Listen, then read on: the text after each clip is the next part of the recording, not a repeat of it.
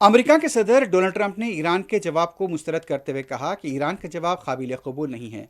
Social media पर अपने बयान में ट्रंप ने कहा, मैंने अभी अभी ईरान के नाम नहाद नुमाइंदों का जवाब पढ़ा, मुझे ये पसंद नहीं है। ट्रंप का कहना था कि मुकम्मल तौर पर नाकाबिल कबूल। इस मामले पर आपकी तवज्जो का शुक्रिया। इससे पहले गुज़िश्ता हफ्ते रिकॉर्ड किए गए इंटरव्यू में ट्रंप का कहना था कि ईरान को जौहरी हथियार रखने की इजाज़त नहीं देंगे, उनका यूरानियम हासिल करेंगे। हो सकता है ईरान में दोबारा हमले करना पड़े। ट्रंप का कहना था कि अमेरिका ईरान में 70% अहदाफ को निशाना बना चुका है, चंद अहदाफ बाकी हैं, ज़रूरत पड़ी तो मजीद 2 हफ्ते ईरान पर हमला कर सकते हैं। उधर ईरान के सरकारी मीडिया का कहना है कि ईरान के जवाब पर अमेरिकी सदर ट्रंप के रद्दमल की कोई अहमियत नहीं है। ईरान में मंसूबे अमेरिकी सदर को खुश करने के लिए नहीं बनाए जाते।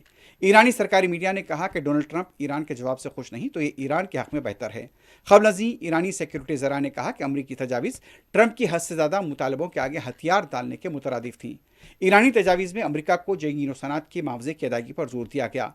ईरानी तजावीज़ में आबना हरमुज़ पर ईरान की खुद मुख्तारी पर भी जोर दिया गया था। उधर इसराइल की तरफ से लेबनान पर हमले जारी हैं। हमलों में कई मुकामात को निशाना बनाया गया। हमलों के नतीजे में 2 तिब्बी एहलकारों के मशमूल मज़ीद 3 अफराद शहीद हुए हैं।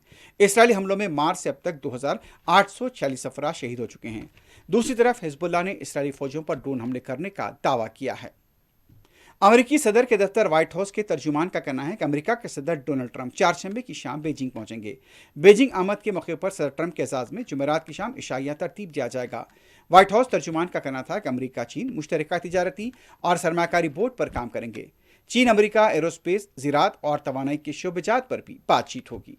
अमेरिकी सेनेट कौम ने कहा कि नाकाबंदी से अब तक ईरान आने और जाने वाले 61 तिजारती जहाज़ों को वापस भेजा गया है। नाकाबंदी के दौरान 4 तिजारती जहाज़ों को गैर फाल भी किया गया।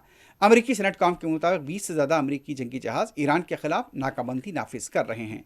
वाज़ेह है कि हालिया चंद अरसों के दौरान आबना हरमुज़ और उसके आसपास के इलाकों में ईरानी बंदरगाहों का मुहासरा किया गया है, नाकाबंदी की गई है, जिससे ईरान को नुकसान का भी सामना करना पड़ रहा है। उधर इसराइल के वज़ीर-ए-आज़म नेतन्याहू ने अपने सबसे बड़े इत्तेहादी और ईरान के खिलाफ जंग में शराकतदार अमेरिका से हटकर मौक़िफ़ दिया है कि ईरान के खिलाफ जंग का भी खात्मा नहीं हुआ है, क्योंकि ईरान अफजूदा यूरानियम के वहाँ से निकाले जाने के बगैर ईरान के खिलाफ जंग खत्म नहीं हो सकती। उन्होंने इन ख्यालात का इज़हार एक इंटरव्यू में किया। नेतन्याहू ने इंटरव्यू के दौरान 2 टोक अल्फाज में कहा, जंग अभी ख़त्म नहीं की है, अभी भी ईरान के पास अफजूदा यूरानियम की सूरत में जौहरी मवाद मौजूद है। अभी ईरान के अफजूदा किए गए यूरानियम के रखने की जगहों को तबाह करना बाकी है। आलमी मंडी में एक बार फिर तेल की कीमतों में इजाफा देखा गया है, जिसकी वजह अमेरिकी सदर ट्रंप की जानिब से ईरान की जंग खत्म करने की पेशकश मुस्तरद करना बताई जा रही है। बैनुल-अक़वामी मार्केट में ब्रेंट खाम तेल की कीमत 2.69% इजाफे के बाद $104.01 फ़ी बैरल तक पहुंच गई है। अमेरिकी वेस्ट टेक्सास इंटरमीडिएट खाम तेल 3.24% इजाफे के साथ $98.51 फ़ी बैरल पर ट्रेड करता रहा।